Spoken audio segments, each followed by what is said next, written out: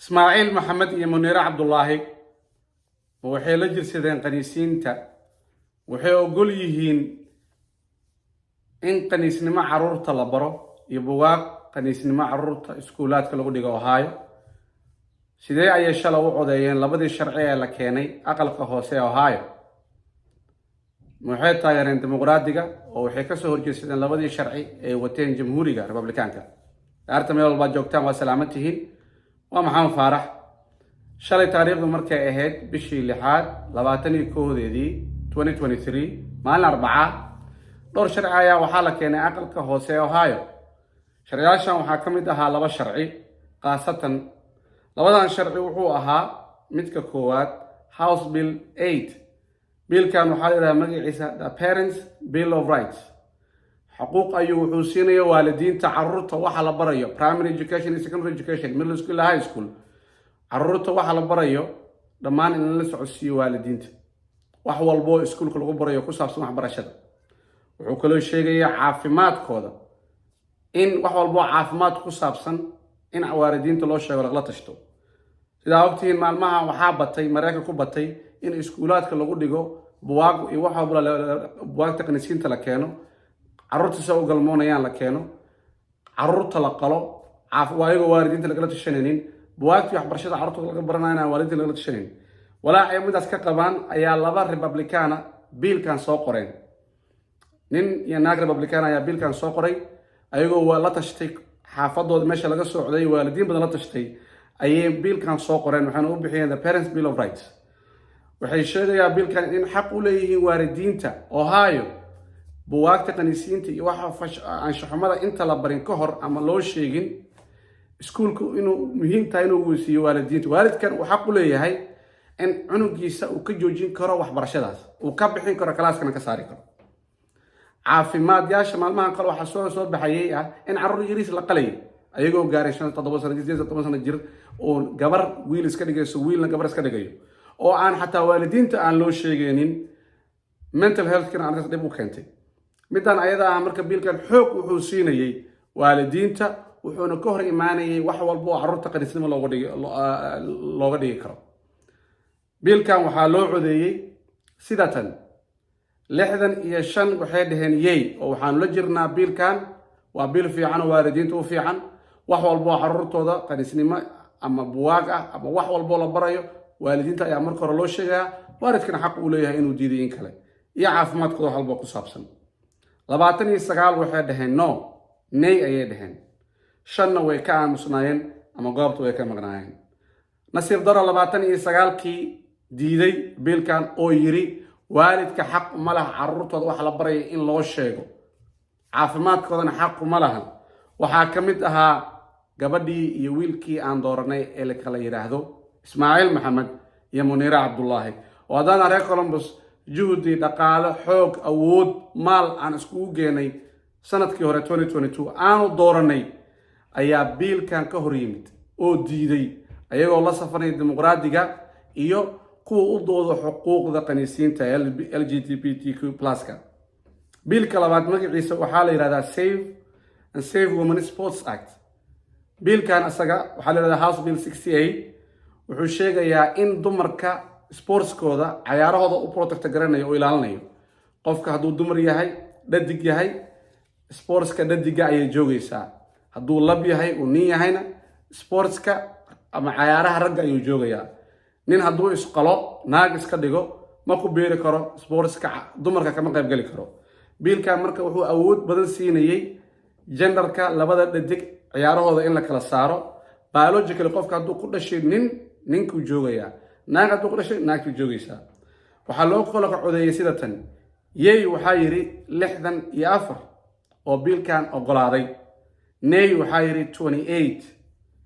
waxaa ka aamusay ama goobta ka maqnaa 7 28 diiday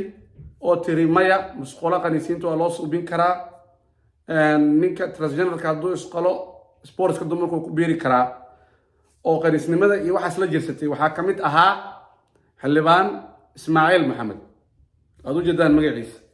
Munira Cabdullaahi ayada way ka aamustay ama goobtu iskaga baxday biilka labadan sharci waxaa loo gudbinayaa labada sharci waa guuleysteen waxaana ku guuleysnay sidaan waalidiinta Ohio ay rabeen waxaa loo gudbinayaa aqalka hoose waxaa la filayaa in la ansixiyo markii la ansixiyo waxaa loo gudbinayaa governorkeena Ohio markuu saxna sharci ayuu noqonayaa isla markii labadan sharci la ansixiyay ku u ololay kaniisiinta way cabaadeen way diideen waxay dhaheen waa cusurnimo carruurta ayaa la cusuryeynaya kaniisnimo in la bar xaq waaye cunugku wuxuu rabaa inuu ogaado xaq waaye dimuqraadiga ayaa calaacal galay waxaa nasiib darro ah in Ismaaciil Maxamed iyo Muniira Cabdullaahi maal dhaqaale cod aan iskugu darnay haddaan reer Columbus Ohio ay yihiin muslimiin ay yihiin Soomaali ay yihiin waalid sidaan oga Ismaaciil oo waalid Muniira ma aqaano ayagoo og waxaan diintooda inuu ka soo horjeedo Soomaalnimadooda inuu ka soo horjeedo dadkooda inay ka soo horjeedaan constituency-ga matalaan dadka jooga inay ka soo horjeedaan waxaan ayay ka codeeyeen codkooda maskaxdooda ka keeneen oo codeeyeen dimuqraadiga iyo kaniisiinta LGBTQ rights-ka la jirsideen waa arrin laga xumaado arrin laga murugooday weeye midaan gunaanadkii Ismaaciil Maxamed iyo Muniira Cabdullaahi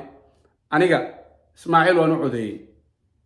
xaafadeeda 43219 ayuu degan yahay dad badanna waxaan ku codeeyay sidoo kale Muniira Cabdullaahi xaafadeeda ma degan uma codeenin mana u codeyn karin laakiin campaign-keeda dhaqaale ayaan ku sadaqaystay waxaan cadeynayaa maanta anoo Maxamed Faarax waxaan ka raali gelinayaa qof walba oo aan codkiisa aan weydiistay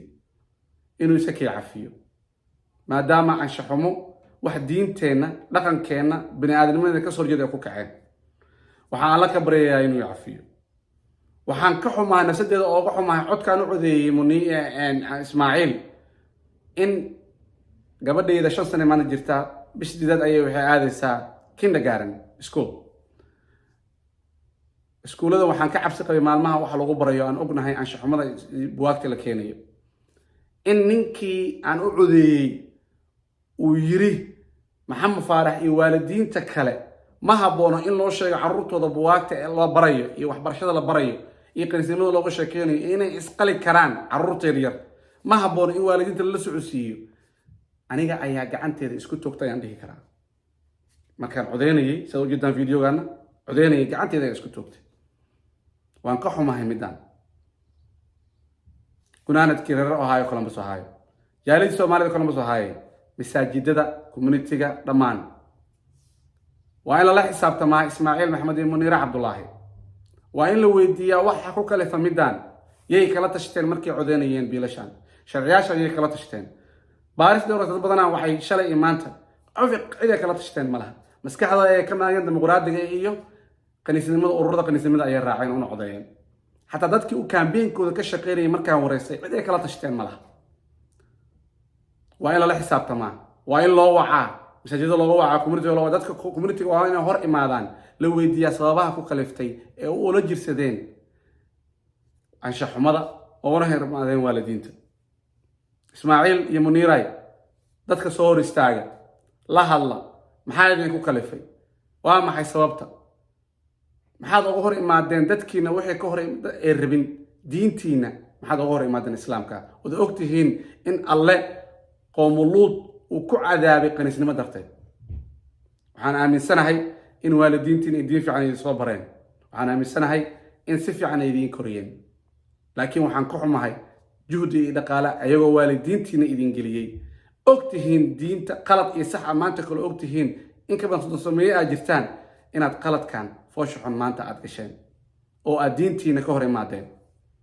waxaan idin sugnaaba waa inaad dadka hor imaadaan lana hadashaan jaaliyadda Soomaalida Columbus Ohio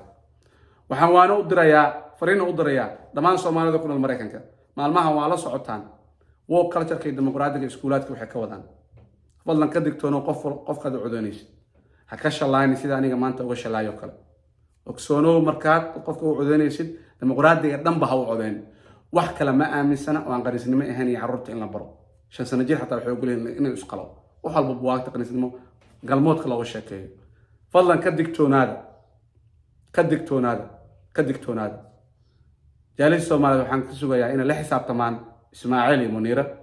ayagana waxaan rabnaa inay dadka hor imaadaan aysan cararin gambanin dhuumanin ee dadka la hadlaan